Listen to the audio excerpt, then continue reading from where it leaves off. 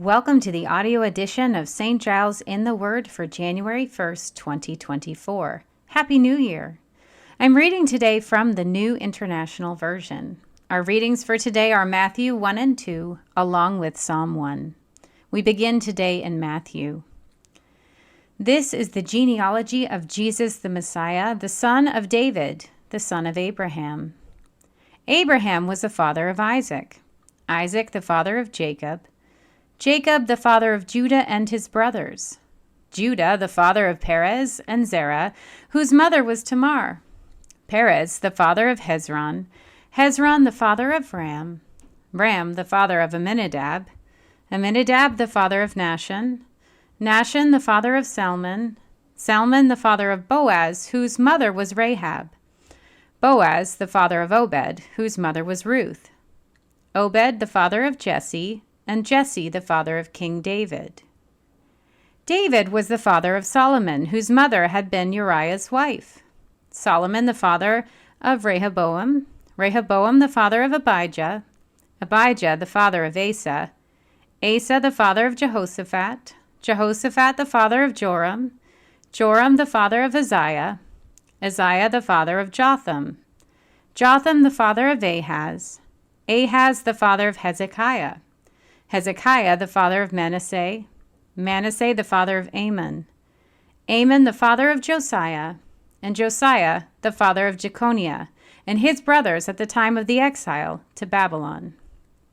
After the exile to Babylon, Jeconiah was the father of Shealtiel, Shealtiel the father of Zerubbabel, Zerubbabel the father of Abihud, Abihud the father of Eliakim, Eliakim the father of Azor, Azor the father of Zadok, Zadok the father of Achim, Achim the father of Elihud, Elihud the father of Eleazar, Eleazar the father of Mathan, Mathan the father of Jacob, and Jacob the father of Joseph, the husband of Mary, and Mary was the mother of Jesus, who is called the Messiah.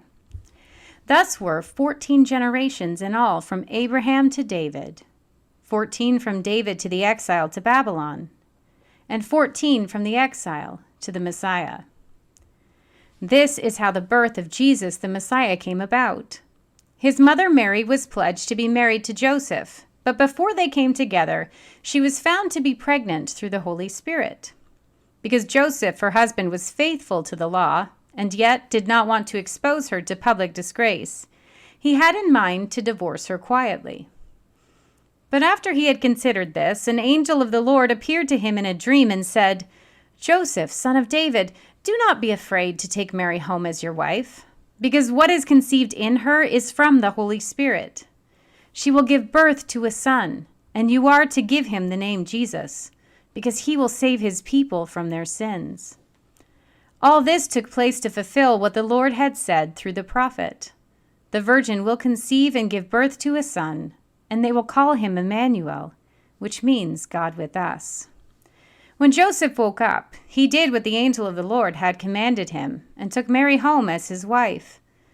But he did not consummate their marriage until she gave birth to a son, and he gave him the name Jesus.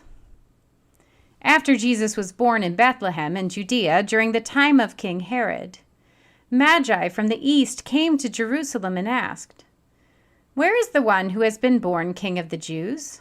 We saw his star when it rose and have come to worship him." When King Herod heard this, he was disturbed, and all Jerusalem with him.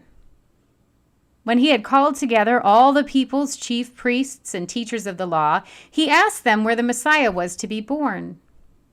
"In Bethlehem in Judea," they replied, "for this is what the prophet has written. But you, Bethlehem, in the land of Judah, are by no means least among the rulers of Judah.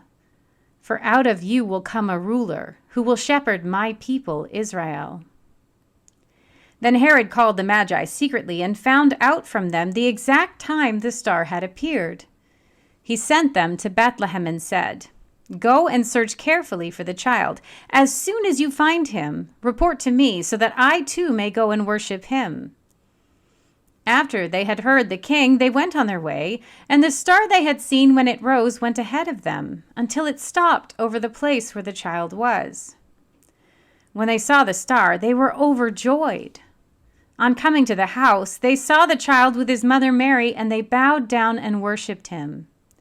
Then they opened their treasures and presented him with gifts of gold, frankincense, and myrrh.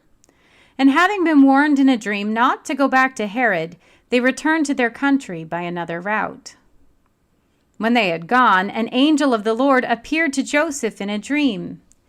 "Get up," he said, "take the child and his mother and escape to Egypt. Stay there until I tell you, for Herod is going to search for the child to kill him." So he got up, took the child and his mother during the night, and left for Egypt, where he stayed until the death of Herod. And so was fulfilled what the Lord had said through the prophet, "Out of Egypt I called my son." When Herod realized that he had been outwitted by the Magi, he was furious, and he gave orders to kill all the boys in Bethlehem and its vicinity who were 2 years old and under, in accordance with the time he had learned from the Magi. Then what was said through the prophet Jeremiah was fulfilled. "A voice is heard in Ramah, weeping and great mourning, Rachel weeping for her children and refusing to be comforted, because they are no more." After Herod died, an angel of the Lord appeared in a dream to Joseph in Egypt and said, "Get up, take the child and his mother, and go to the land of Israel, for those who were trying to take the child's life are dead." So he got up, took the child and his mother, and went to the land of Israel. But when he heard that Archelaus was reigning in Judea in place of his father Herod, he was afraid to go there. Having been warned in a dream, he withdrew to the district of Galilee, where he went and lived in a town called Nazareth. So was fulfilled what was said through the prophets, that he would be called a Nazarene. We move now to Psalm 1. Blessed is the one who does not walk in step with the wicked, or stand in the way that sinners take, or sit in the company of mockers, but whose delight is in the law of the Lord, and who meditates on his law day and night. That person is like a tree planted by streams of water, which yields its fruit in season, and whose leaf does not wither. Whatever they do prospers. Not so the wicked. They are like chaff that the wind blows away. Therefore the wicked will not stand in the judgment, nor sinners in the assembly of the righteous. For the Lord watches over the way of the righteous, but the way of the wicked leads to destruction. Here ends our readings for today.